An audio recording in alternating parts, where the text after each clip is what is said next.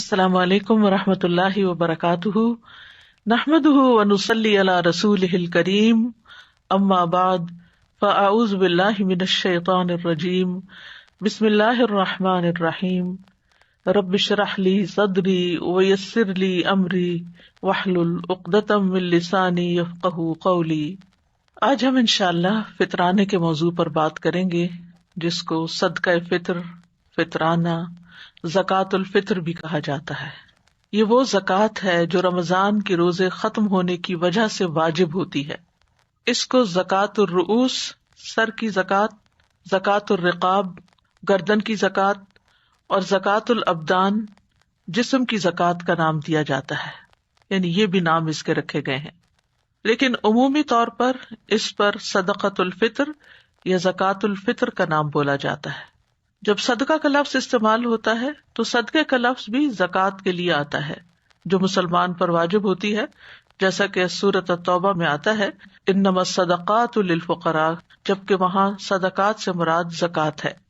اس کو زکوٰۃ الفطر کہا جاتا ہے، یعنی فطرہ کا مطلب ہوتا ہے پیدا ہونا، فطرت پر پیدا ہونا، گویا یہ انسان کی جان کی زکوٰۃ ہے، نفس کو پاک اور صاف کرنے کے لیے ہے۔ زکوٰۃ کا لغوی معنی بھی طہارت اور کسی چیز کا فروغ پانا اور برکت کے لیے استعمال ہوتا ہے۔ فطرہ یہ اس کا مادہ ہے، اس کا معنی ہے کسی چیز کا کھولنا اور اس کو نمایاں کرنا۔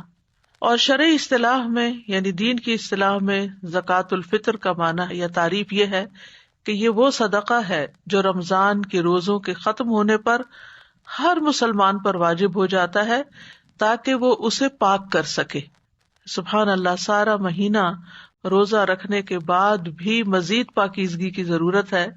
پہلے جسمانی طور پر انسان روزہ رکھ کے پاکیزگی حاصل کرتا ہے، تزکیہ اور تقویٰ حاصل کرتا ہے، اور پھر آخر میں مال خرچ کر کے تزکیہ حاصل کرتا ہے، کیونکہ ہو سکتا ہے کہ ایک مسلمان روزے دار پر جو کام کرنے واجب ہوتے ہیں ان میں سے کہیں کوئی مخالفت نہ سرزد ہو گئی ہو، تو یہ دراصل اس کا کفارہ ہے۔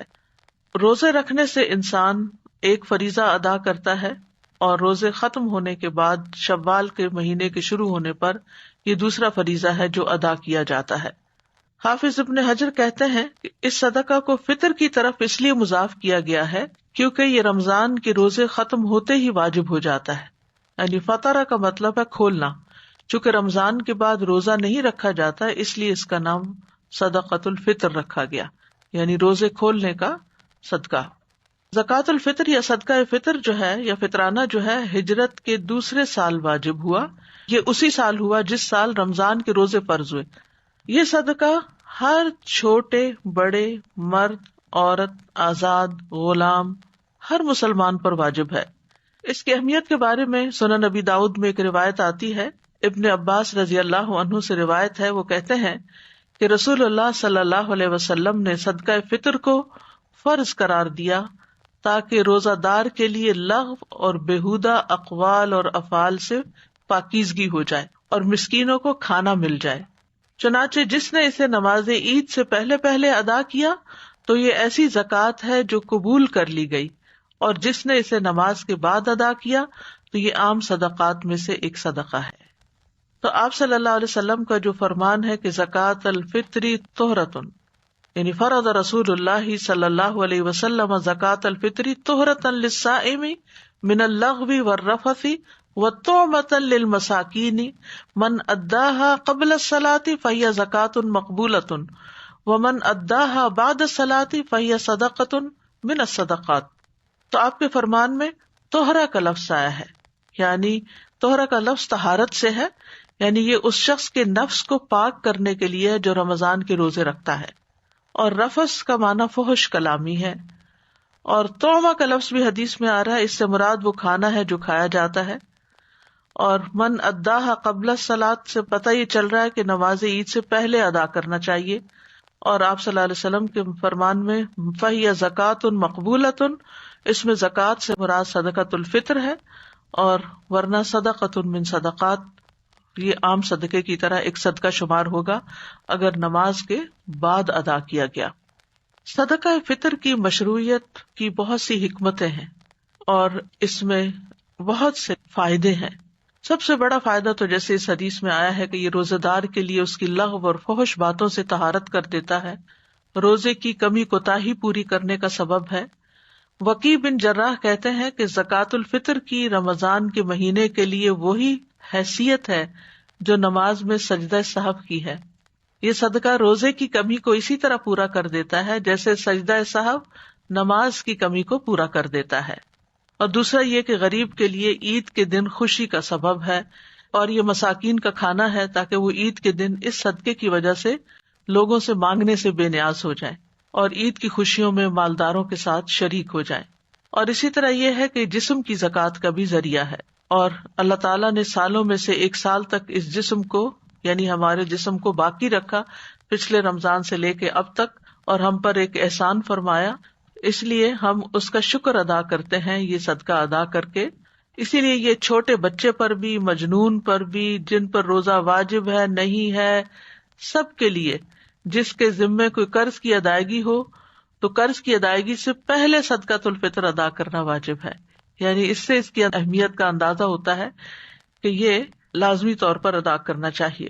یہ اللہ تعالیٰ کی نعمتوں کا شکر ادا کرنے کے لیے ہے جو اللہ تعالیٰ نے روزے دار کو روزہ رکھنے کی وجہ سے عطا کی ہیں، جیسا کہ قربانی کے جانور کو پیش کرنے کی حکمتوں میں سے ایک حکمت یہ ہے کہ یہ قربانی اللہ کی نعمتوں کا شکر ادا کرنے کے لیے کی جاتی ہے کہ اللہ نے بیت اللہ کا حج کرنے کی توفیق عطا فرمائی، تو اختتام پر ریچولز کے قربانی کی جاتی ہے، یعنی مالی صدقہ کیا جاتا ہے۔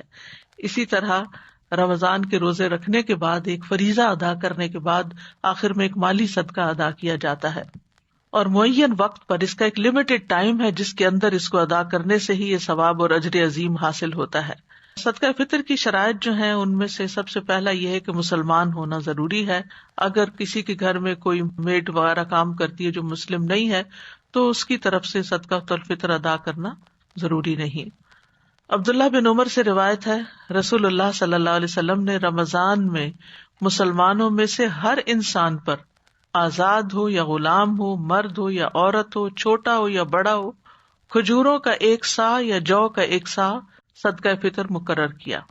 یعنی اس کا مقصد یہ ہے کہ مسلمان اتنی مقدار میں اناج یا غلے کا مالک ہو جو غذا اس کے لیے کافی ہو اور اس کے اہل و عیال کے لیے کافی ہو، اور اس کے پاس عید کے دن اور رات کی خوراک سے زیادہ مقدار میں خوراک ہو، اور اس کے ساتھ اس کی اصل ضروریات بھی پوری ہو رہی ہوں۔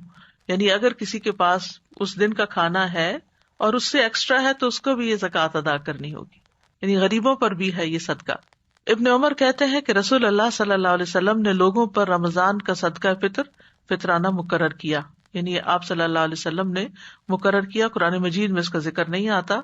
ایک اور اہم بات یہ ہے کہ اس میں نیت کا ہونا بڑا ضروری ہے، کیونکہ اعمال کا دار و مدار نیت پر ہے۔ اگر آپ ویسے ہی صدقہ دے رہے ہیں تو وہ صدقہ عام شمار ہوگا، وہ اس دائرے میں نہیں ہوگا، اور اس صدقے کو ادا کرنے کا جو فریضہ ہے وہ ادا نہیں ہوگا، اور اس پر جو بے پناہ اجر ہے وہ اجر حاصل نہیں ہوگا، ورنہ صدقہ تو ہو ہی جائے گا۔ اور یہ نیت جو ہے یہ ادا کرنے سے پہلے ہوگی، نہ کہ ادا کرنے کے بعد۔ اور نیت کو تبدیل کرنا اس معاملے میں اور چینج کرنا، کبھی کچھ کرنا کبھی کچھ کرنا، یہ درست نہیں ہے۔ اور حدیث میں آتا ہے، سنن ترمذی کی روایت ہے کہ رسول اللہ صلی اللہ علیہ وسلم عید الفطر کے دن صبح نماز کے لیے جانے سے پہلے صدقہ فطر نکالنے کا حکم دیتے تھے، نماز کے لیے جانے سے پہلے۔ اور یہ ہے کہ ہر شخص خود بھی ادا کر سکتا ہے، اور گھر کا بڑا جو ہے وہ بھی سب گھر والوں کی طرف سے، اپنے بچوں وغیرہ کی طرف سے ادا کر سکتا ہے، یعنی جن کا خرچ اس کے ذمے ہے یا جن کی وہ کفالت کرتا ہے وہ ان سب کی طرف سے ادا کرے گا۔ ابن عمر کہتے ہیں کہ رسول اللہ صلی اللہ علیہ وسلم نے چھوٹے بڑے آزاد غلام کی طرف سے اور ان لوگوں کی طرف سے صدقۃ الفطر ادا کرنے کا حکم دیا کہ جن کا خرچ تم اٹھاتے ہو، یعنی اگر کوئی آپ کی زیر کفالت ہے اور اس کا خرچہ آپ کرتے ہیں اور آپ کے گھر میں رہتا ہے تو اس کا بھی آپ ادا کریں گے۔ علماء نے اس کے بہت سے فائدے بتائے ہیں اور اس کے اندر بہت سے پوائنٹس نکالے ہیں۔ صلاح المنجد کی کتاب ہے جس میں انہوں نے 50 نقطے اس صدقۃ الفطر سے نکالے ہیں، ان کا کچھ ذکر کروں گی یہاں پر۔ یہ کچھ علمی فوائد اور اقوال وغیرہ کے خلاصے کا مجموعہ ہے۔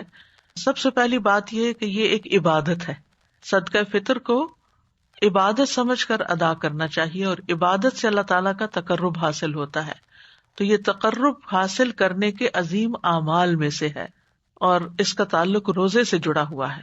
دوسری بات یہ جیسے پہلے بھی ہو چکی کہ یہ صدقہ فطر واجبی صدقہ ہے، یعنی اس میں آپ کی آپشن نہیں ہے، آپ کو دینا ہی دینا ہے. اور اس کے واجب ہونے کی دو وجوہات ہیں. نمبر ایک یہ کہ یہ روزے دار کو لغو اور جنسی باتوں سے پاک کرنے کے لیے ہے، اور دوسرا یہ کہ یہ عید الفطر کے دن مساکین کا کھانا ہے. صدقہ فطر کا مقصد کیا ہے؟ مقصد یہ ہے کہ مساکین اور محتاج فقراء کے لیے فراخی کی جائے، اور اس دن ان کو مانگنے اور لوگوں کے منتیں کرنے اور ان کے آگے ہاتھ پھیلانے سے بے نیاز کیا جائے. صدقہ فطر جو ہے تزکیہ نفس کا ذریعہ ہے، یعنی جس طرح آتا ہے نا کہ اللہ تعالیٰ اللہم آت نفسی تقواہا وزکیہا، تو تزکیہ کرنے کے لیے کچھ اعمال کرنا ضروری ہوتے ہیں، جن میں سے ایک عمل یہ بھی ہے. پھر یہ کہ یہ ہر مسلمان پر فرض ہے. پھر یہ کہ یہ صدقہ اس پر بھی فرض ہے جو خواہ روزہ نہ بھی رکھے. روزہ نہ رکھنے کی وجہ کیا ہے؟ انتہائی بڑھاپا ہو، یا کوئی مستقل بیمار ہو، یا ایسی بیماری ہو، یا یہ کہ عورت حاملہ ہو، یا بچے کو دودھ پلا رہی ہو اور اس کے لیے روزہ رکھنا بچے کے لیے نقصان دہ ہو اور اس نے روزے نہیں رکھے، تو وہ بھی یہ صدقہ ادا کریں گے. لیکن حمل میں جو بچہ ہے، پیٹ کا بچہ جو ہے، اس کا صدقہ نہیں ادا ہوگا جب تک وہ دنیا میں آ نہیں جاتا، پیدا نہیں ہو جاتا. لیکن اگر کوئی ویسے ہی دینا چاہے تو مستحب ہے، صدقہ ہی ہے، نکل جائے. واجب نہیں ہے، لازم نہیں ہے، اگر دینا چاہے تو اور بات ہے. پھر یہ کہ صدقہ فطر رمضان کے آخری دن سورج غروب ہونے پر واجب ہوتا ہے. سورج غروب ہونے پر واجب ہوتا ہے، اس سے پہلے نکال سکتے ہیں، لیکن وجوب کا ٹائم جو ہے وہ آخری روزے کے اختتام پر ہے. مثلاً جو سورج کے غروب ہونے سے پہلے شادی کر لے، یا اس کا بچہ پیدا ہو جائے، یا وہ اسلام قبول کر چکا ہو، تو اس پر یہ صدقہ فطر ادا کرنا لازم ہوگا. اور اگر سورج غروب ہونے کے بعد یہ اعمال کیے ہوں تو اس صورت میں صدقہ فطر واجب نہیں ہوگا. یعنی ایک ٹیکنیکل سی بات ہے. مثلاً ایک بچہ مغرب سے بعد پیدا ہوا ہے تو اس پر واجب نہیں، اگر مغرب سے پہلے یعنی رمضان کے اندر پیدا ہوا تو اور بات ہے. اسی طرح اگر سورج غروب ہونے سے پہلے کوئی مسلمان ہو جائے، کلمہ پڑھے، تو اس پر یہ صدقہ آئے گا. لیکن اگر سورج غروب ہونے کے بعد اس نے پڑھا تو اس پر یہ واجب نہیں. دے تو مستحب ہے، پسندیدہ ہے. اسی طرح جو شخص واجب ہونے کا وقت پانے سے پہلے فوت ہو جائے، مثلاً مغرب سے پہلے کسی کی جان نکل جائے، تو اس پر بھی صدقہ فطر نہیں ہوگا. لیکن اگر اس کی جان نکلی ہے مغرب کی اذان کے بعد یا سورج غروب ہونے کے بعد، تو پھر اس کے اوپر قرض ہوگا، اس کو ادا کرنا ہوگا اس کو دفنانے سے پہلے. پھر یہ ہے کہ صدقہ فطر کے لیے مال کا کوئی نصاب مقرر نہیں کہ آپ صاحب نصاب ہوں اور زکوٰۃ دوسری دیتے ہوں تو تبھی آپ کے اوپر یہ لازم ہے. نہیں، ہر وہ آدمی جو اپنی خوراک یعنی اپنی ذاتی اور اپنے کنبے کی پرورش کر رہا ہو اور اس کے پاس عید کے دن یا اس رات سے زائد غلہ موجود ہو تو اس پر صدقہ فطر واجب ہوگا. پھر ہر انسان اپنے اور اپنے زیر کفالت لوگوں کا صدقہ فطر ادا کرے گا، اور اپنی بیوی کی طرف سے بھی، خواہ بیوی کے پاس مال ہو بھی، اپنے بچوں کی طرف سے، اپنی محتاج اولاد اور محتاج والدین، یعنی اگر والدین اس کے پاس رہتے ہیں تو ان کی طرف سے بھی، اور اگر کوئی بیٹی جیسے طلاق کے بعد یا بیوہ ہو کر واپس آ گئی ہے تو اس کی طرف سے بھی. اسی طرح اس بیٹی کی طرف سے بھی جس کی ابھی رخصتی نہیں ہوئی اور وہ ابھی اسی گھر میں رہ رہی ہے ماں باپ کے، تو ان کی طرف سے بھی وہ صدقہ فطر ادا کرے گا. اولاد اگر مالدار ہے تو اس پر ان کی طرف سے صدقہ فطر ادا کرنا لازم نہیں.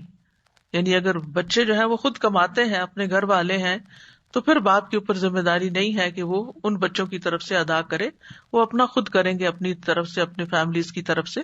لیکن جو ڈپینڈنٹ اولاد ہے، گھر میں رہ رہی ہے، باپ کے ساتھ رہ رہی ہے کسی بھی وجہ سے، تو ان کا وہ ادا کرے گا. پھر اسی طرح طلاق رجعی کی صورت میں شوہر کا بیوی کی طرف سے صدقہ فطر ادا کرنا ضروری ہے. لیکن اگر کوئی بیوی طلاق بائنہ لے چکی ہے یا سرکشی دکھا کے ناراض ہو کے گھر سے نکل چکی ہے تو اس کا صدقہ فطر ادا نہیں کرنا ہوگا. اسی طرح بیٹے کے ذمہ سوتیلی ماں کا صدقہ فطر ادا کرنا لازم نہیں. یعنی اگر کوئی بچہ اپنے محتاج باپ کی بیوی کی طرف سے صدقہ ادا کرنا چاہے تو ضروری نہیں، اگر کرے تو احسان ہے، کیونکہ بیٹے کے اوپر باپ کی بیوی کا نان نفقہ لازم نہیں ہے، واجب نہیں ہے. اگر وہ دیتا ہے تو یہ بہت بڑا احسان ہے، لیکن اگر وہ نہیں دے سکتا یا نہیں دیتا تو اس پر کوئی گناہ نہیں. اسی طرح اولاد اگرچہ مالدار ہو لیکن اگر والد ان کی طرف سے دینا چاہے تو دینے میں حرج کوئی نہیں ہے، یہ ثواب کا کام ہے، لیکن اس پر واجب نہیں. دیکھیے یہاں دو باتیں ہو رہی ہیں، کنفیوژن نہ ہو. ایک ہے واجب لازم آپ نہیں دینا ہے، اور ایک یہ ہے کہ آپ دینا چاہیں تو دے دیں، اور اگر آپ نہیں دینا چاہتے تو آپ کے اوپر کوئی پوچھ نہیں ہے. تو اولاد اگر مالدار ہو تو اپنا خود دے گی، لیکن اگر والد کہ نہیں بچے میں آپ کی طرف سے بھی دے رہا ہوں تو خوشی سے دے دے، وہ ادا ہو جائے گا. پھر انسان جن کے خرچ کا ذمہ دار نہیں، ان کی اجازت سے ان کا صدقہ فطر دے سکتا ہے. ٹھیک ہے نا، کیونکہ بعض اوقات ایسے رشتے دار گھر پہ ہوتے ہیں یا ایسے لوگ آپ کے گھر رہ رہے ہوتے ہیں. لوگ بعض اوقات اپنے دور پار کے محتاج رشتے داروں کو اپنے گھر لے آتے ہیں، یعنی جو ٹیکنیکلی آپ کی کفالت میں نہیں ہے لازمی طور پر، لیکن ویسے آپ احسان کے درجے میں ان کو اپنے ساتھ رکھے ہوئے ہیں. اسی طرح مالک کے ذمہ اپنے مسلمان خادموں کا صدقہ یا فطر ادا کرنا واجب نہیں. مثلا سرونٹس ہیں آپ کے گھر میں، تو آپ کے لیے ضروری نہیں کہ آپ ادا کریں، لیکن اگر آپ ادا کریں گے تو آپ کی طرف سے احسان ہوگا. پھر یتیم کا صدقہ فطر ادا کرنے کا طریقہ کیا ہے؟ یعنی جو شخص یتیم کی رضاکارانہ طور پر پرورش کر رہا ہے، اس کے لیے یتیم کی طرف سے صدقہ فطر ادا کرنا واجب نہیں. اگر یتیم کے پاس مال ہے تو اس مال سے صدقہ فطر ادا کیا جائے گا. اگر اس کے پاس مال نہیں تو یتیم کا صدقہ فطر اس شخص پر ادا کرنا واجب ہے جو شرعی طور پر یتیم کو خرچ دینے کا ذمہ دار ہے. پھر صدقہ فطر کی مقدار کیا ہے؟ غلے کا 1 صاع.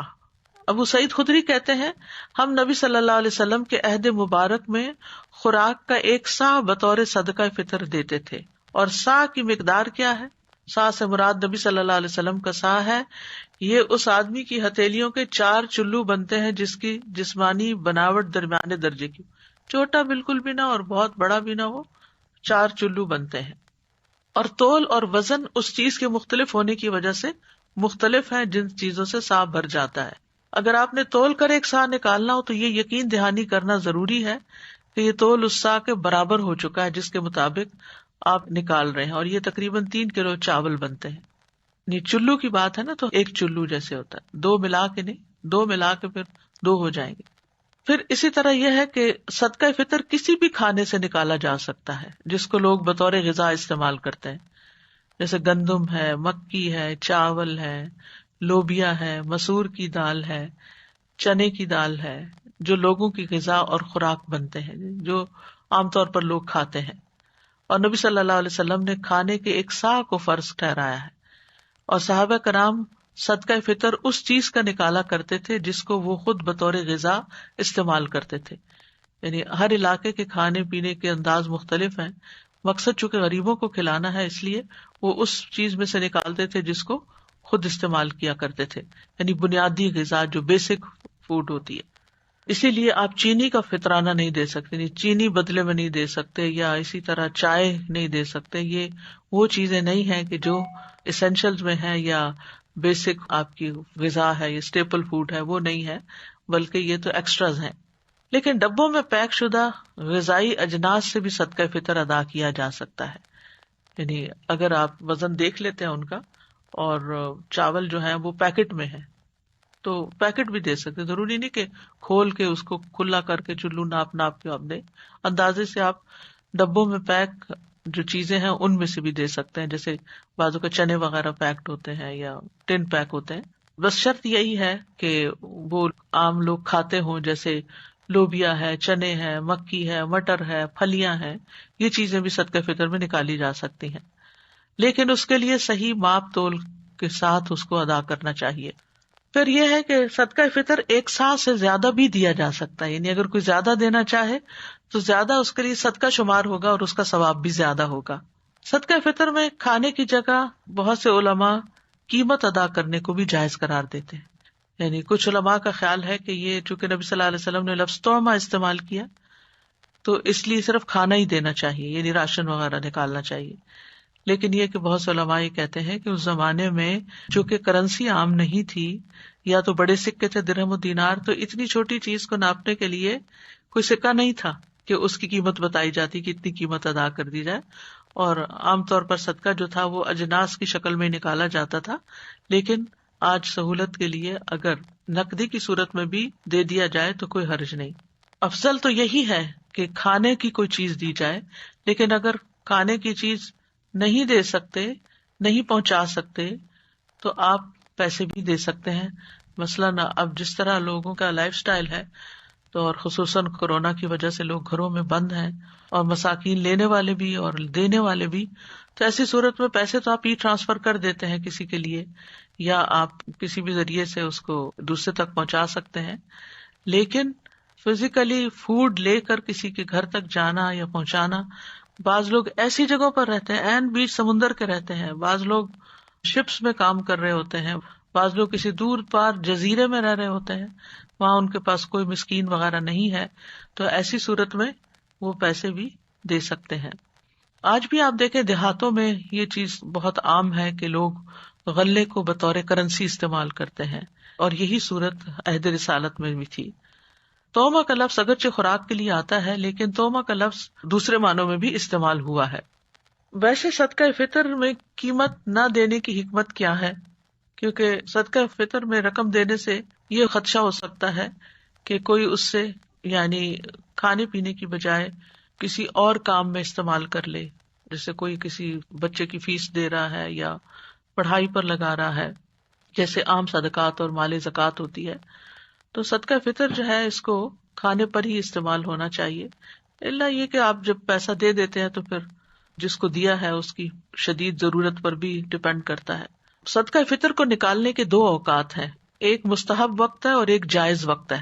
مستحب وقت تو عید کے دن صبح سویرے نکالنا ہے، کیونکہ رسول اللہ صلی اللہ علیہ وسلم نے حکم دیا کہ صدقہ فطر اس وقت ادا کرنا ہے جس وقت لوگ عید کے لیے نہیں نکلے، یعنی کہ نکلنے سے پہلے دینا. اسی لیے عید الفطر کو تھوڑا ڈیلے کر کے پڑھنا مسنون ہے، تاکہ لوگ اپنا اپنا صدقہ فطر ادا کر سکیں. اور جہاں تک جائز وقت کی بات ہے تو وہ رمضان سے 1 یا 2 دن پہلے نکالا جا سکتا ہے، بہت دن پہلے نہیں نکال سکتے.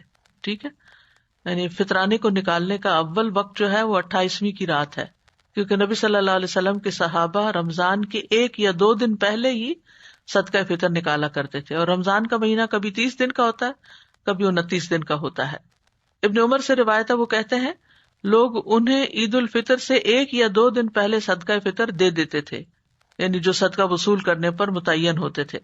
لیکن 2 دن سے پہلے نہ نکالا جائے، اور اگر نکال چکے ہیں تو بہتر ہے دوہرا لیں، کیونکہ صحابہ کی سنت یہی ہے.